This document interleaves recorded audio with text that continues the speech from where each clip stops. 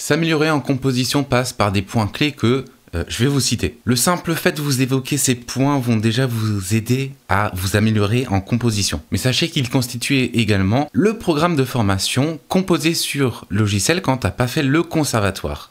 C'est son nom.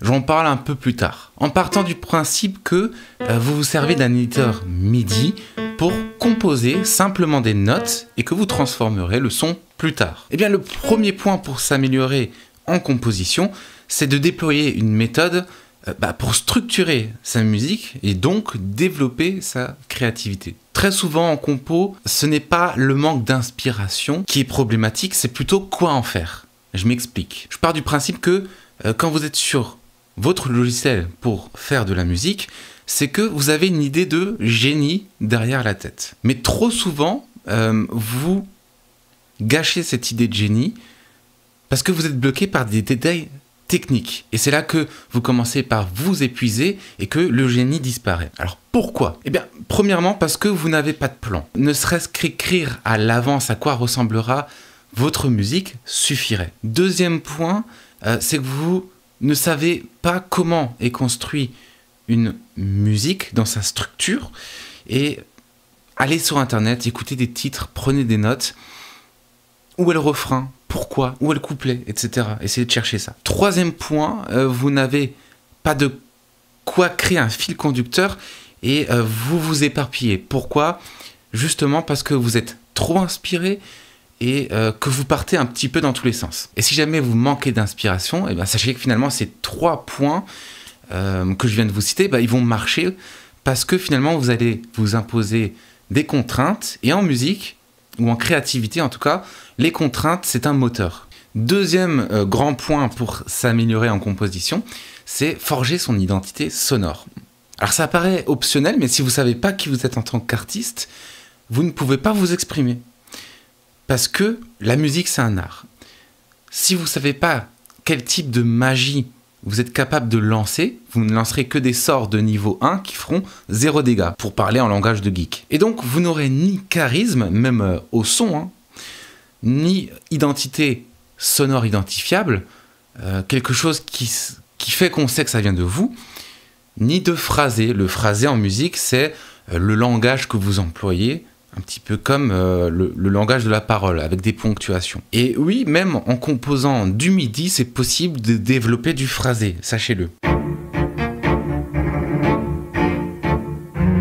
Troisième et dernier point pour vous améliorer, ne partez pas en courant, c'est l'apprentissage du solfège. Alors vous avez sous-estimé le pouvoir du solfège, et moi aussi durant ma carrière. Le solfège, c'est ennuyant à apprendre. On va pas se cacher, c'est chiant. En 2025, ça paraît même inutile parce que des fois, le son de nos instruments suffit pour offrir une expérience sonore. Et c'est vrai. Et pourtant, apprendre les bases, ça change réellement la donne.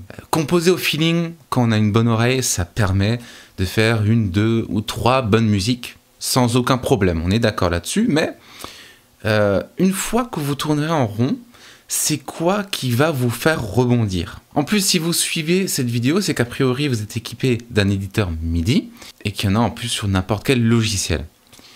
Si vous saviez à quel point cet outil est fantastique pour apprendre le solfège, parce que tout est fait pour que ce soit plus abordable. Et c'est vraiment le point fort d'un éditeur MIDI. En plus, alors personnellement, apprendre le solfège, apprendre ce que c'est une belle suite d'accords, une belle mélodie, une belle ligne de basse cohérente, si vous saviez à quel point ça a changé ma vie en tant que compositeur, ça m'a permis d'être plus inspiré parce que ça m'ouvre des portes, les connaissances ouvrent forcément des portes. Ça m'a permis aussi de plus me sentir bloqué dans le processus de création.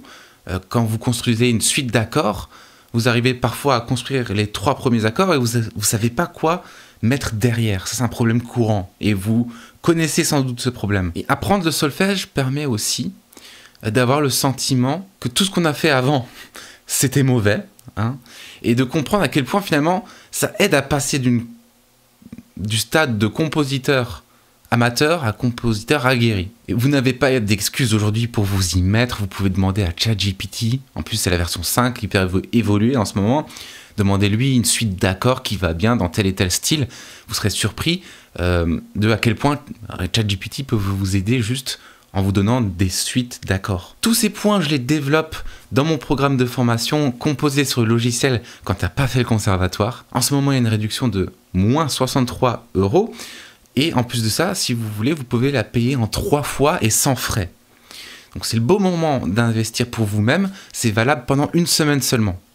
La formation est hébergée au format vidéo, audio, podcast et PDF, qui en plus du fait de vous servir de prise de notes, va vous servir de complément. Vous avez aussi un pack MIDI, où vous avez dedans des gammes, des mélodies, des accords à copier-coller, prêts à l'emploi. C'est sans risque parce que c'est satisfait ou remboursé pendant 15 jours sans aucune condition ni aucune justification. En un clic, vous serez remboursé si la formation ne vous convient pas. Et on se retrouve très vite pour un nouveau format que j'ai hâte de vous montrer sur YouTube, qui consiste à expliquer comme si j'expliquais à ma grand-mère des concepts en MAO ou en composition. Merci infiniment pour votre intérêt à mon égard. C'était Geoffrey Valzac du Musicien Indépendant. Je vous dis à très vite et salut, bonne journée ou bonne soirée.